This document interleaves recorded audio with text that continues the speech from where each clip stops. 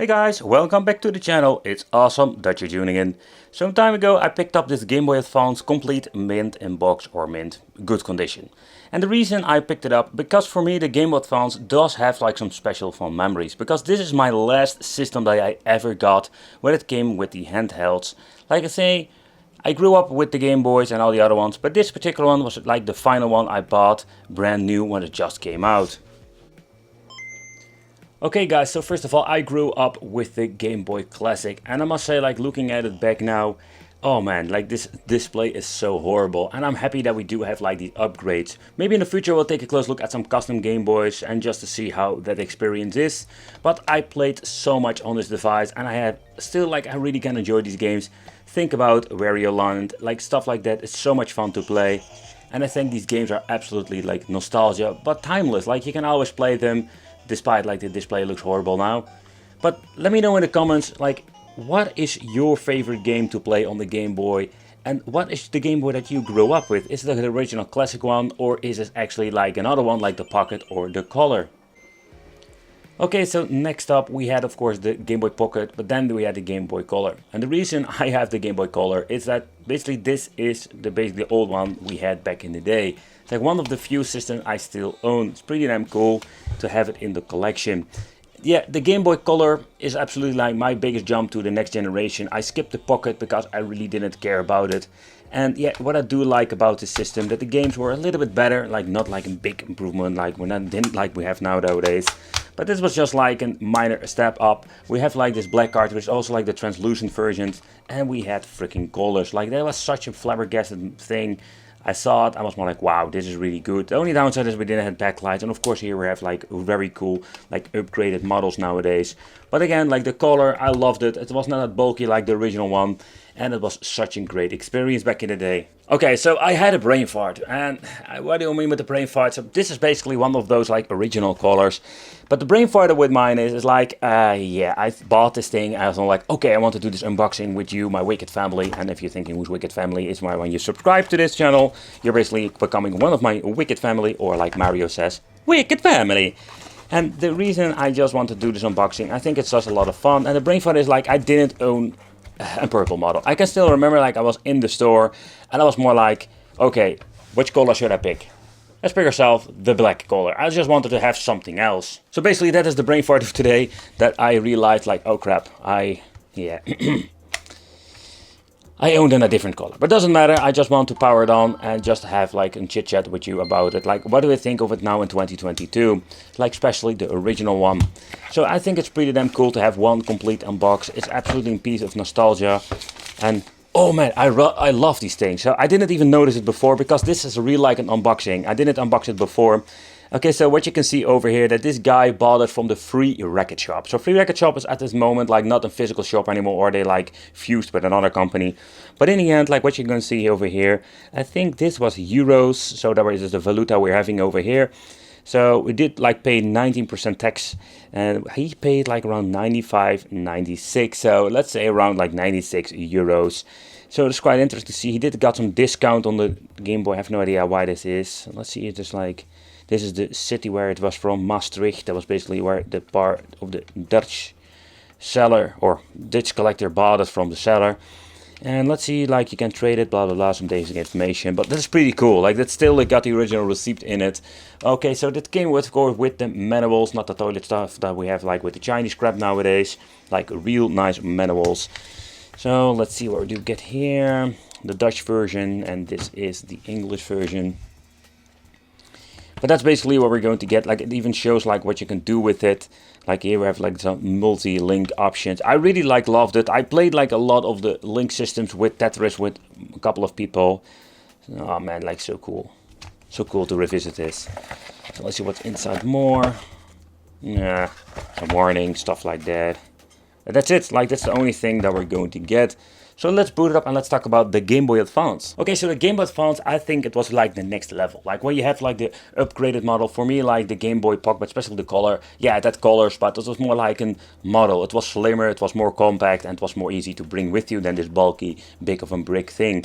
But what I liked about the Game Boy Advance, even now in 2022, and I think it's still worth picking up, there are so many good games. It was not like a one-on-one copy of the Super Nintendo back in the day. They called this thing the 2-to-2-bit system. But when you're looking at the graphical part, it was absolutely like amazing what you can do with it. Like the games were so cool. So let's boot it up. Let's see if it's going to boot up. Yep, it's going to boot up. Sometimes you need to clean the cartridges before that. But this is one of those shmup games I picked up, and I love myself some shmups. This was graphical wise not like very interesting. Like it was just okay looking game itself. But when you're looking at the background, it was absolutely like something I had back in the day on my Mega Drive, Super Nintendo. It was such a big improvement. But the thing is with the Game Boy Advance, I can still remember I got quite a lot of games, I think like 15 of them. But after some time, I went into the PC gaming. So what you're going to get with me is like, I didn't like play a lot with my Game Boy Advance. And I can still remember that I think I traded it. I think I traded it with somebody for some other PC parts. If you think about it, it's absolutely like crazy that I did this. But yeah, that was basically how it is. Oh, and I'm happy to have it back in my collection. Okay, so what I like also about the Game Boy Advance, that was something else, something you won't expect.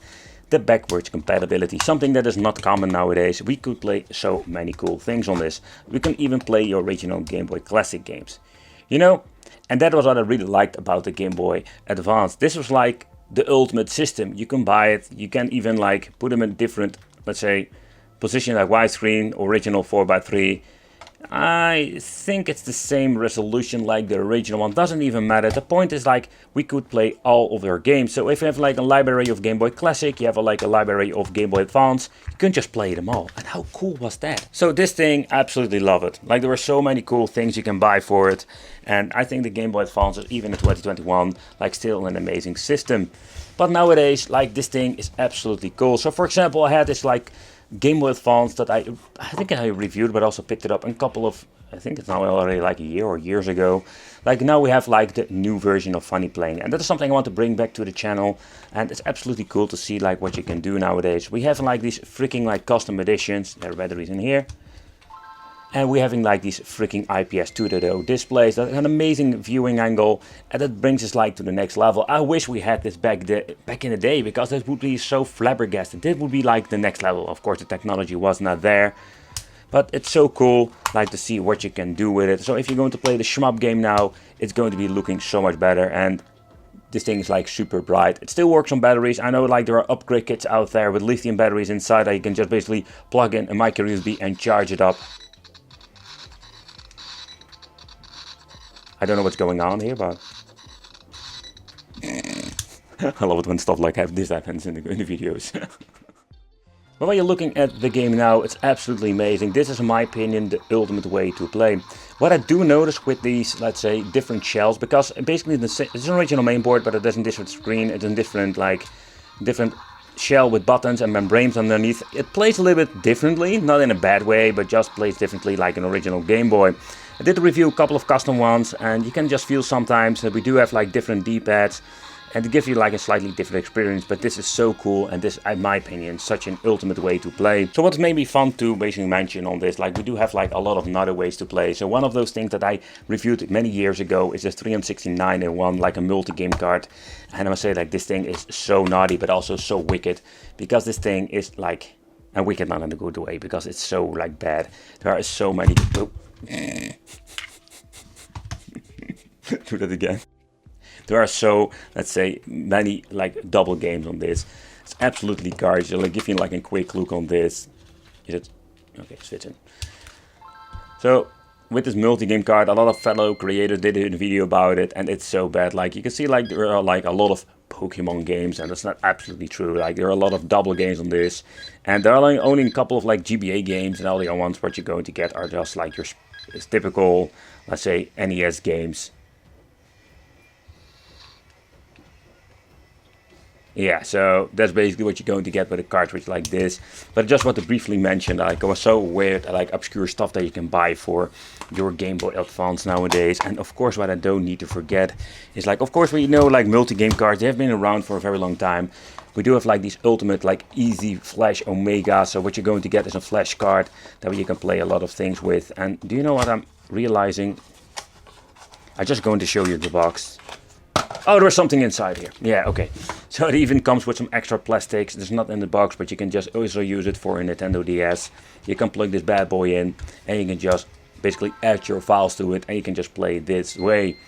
Makes basically these multi-game cards completely like pointless if you ask me. But what I really like about it, that you do have like the option to play some Game Boy Classic, Advance, Color, and of course having the NES. And you can see like the save directly, so it seems to me that even like have making save function possible with some of the games. So when you look at this, like it's absolutely amazing. So in that case we can even play some NES on the go in combination with some like say classic games, 32-bit games. Crap. Crap! Run for it! They're coming for me. But nowadays we live in a great time where we have so many options to play when it comes to original hardware.